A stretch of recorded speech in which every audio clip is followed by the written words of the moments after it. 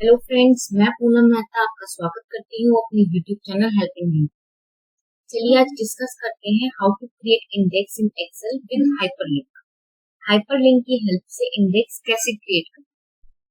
अगर आपके पास एक वर्कबुक में बहुत सारी शीट्स हैं लाइक 50, 60, 100, तो आपके लिए कितना इजी हो जाएगा कि सारी शीट्स के नाम विद हाइपरलिंक एक ही शीट पे आ जाए और जब भी आपको किसी शीट पे जाना हो तो आप सिंपली उस हाइपरलिंक पे क्लिक कीजिए और अपनी डिजायर्ड शीट पे चले जाएं।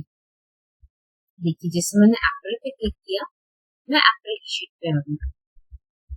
मैंने सितंबर पे क्लिक किया तो मैं सितंबर की शीट पे आ गई।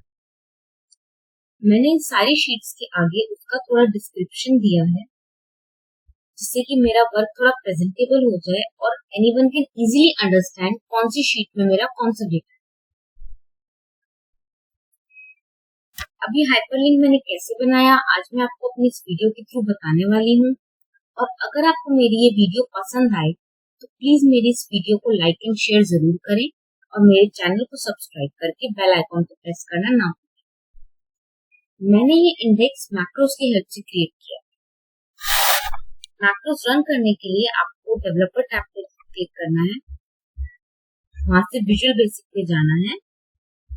देखिए ये सारी मेरे शीट्स के नेम है और इसमें हमें एक मॉड्यूल इंसर्ट करना है। इस मॉड्यूल का ये देखिए एक मॉड्यूल 1 इंसर्ट हो गया। हम इसका नेम चेंज कर देंगे, इसको नेम हम दे देंगे टेबल ऑफ कंटेंट। अपनी मर्जी से कोई भी नेम दे सकते हैं पर ध्यान रखिएगा विदाउट स्पेस नेम दीजिएगा। अब मैं इसमें कोडिंग पेस्ट करूंगी। आपको कुछ नहीं करना है मैक्रो रन करने के लिए, सिंपली ये कोडिंग जो है मैं आपको अपने डिस्क्रिप्शन बॉक्स में दे दूंगी। इसको कॉपी करके यहाँ पे पेस्ट कर दीजिए और इसको क्लोज कर दीजिए।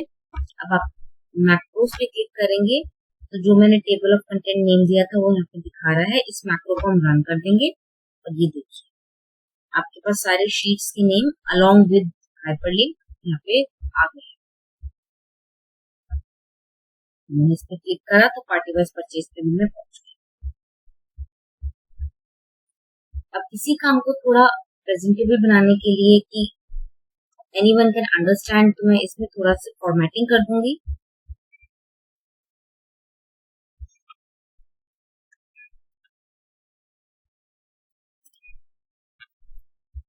मैंने हर शीट के आगे उसका थोड़ा सा डिस्क्रिप्शन लिख दिया है।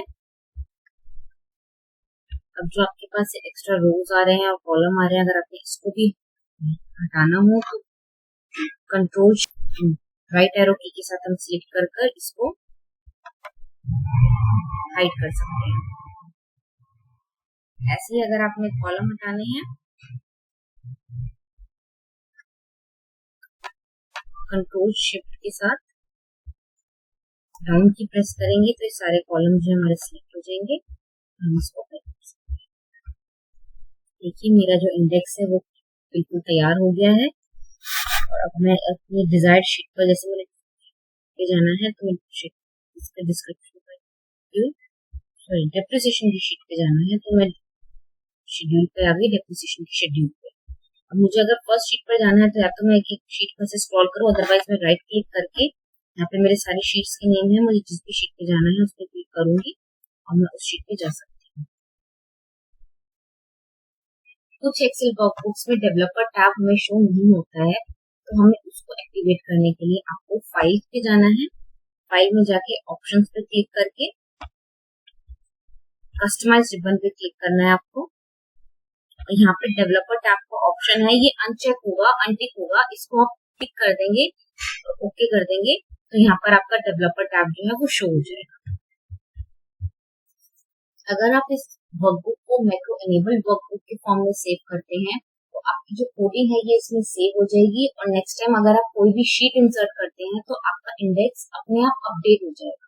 लेकिन अगर आप इसको मैक्रो फ्री वर्कबुक के फॉर्म में सेव करेंगे तो जब भी अगर आप इसमें कोई शीट ऐड करते हैं और आपको अपना इंडेक्स अपडेट करना हो तो आपको वो मैक्रो दोबारा रन करना पड़ेगा, वो कोडिंग आपको दोबारा डालनी पड़ेगी। अगर आपको ये कोडिंग चाहिए तो आप मुझे कमेंट बॉक्स में अपनी ईमेल आईडी मेंशन कर दीजिए, मैं ये कोडिंग आपको मेल कर दूंगी और आप मेरी वीडियो को सेव करके भी रख सकते हैं क्योंकि मेरी ये कोडिंग आपको डिस्क्रिप्शन बॉक्स में मिलेगी तो आप वहां से ये कोडिंग लेकर अपनी वर्कबुक में डाल सकते हैं। आज के लिए इतना ही। मेरी वीडियो आपको कैसी लगी मुझे कमेंट सेक्शन में कमेंट करके जरूर बताइएगा। थैंक्स।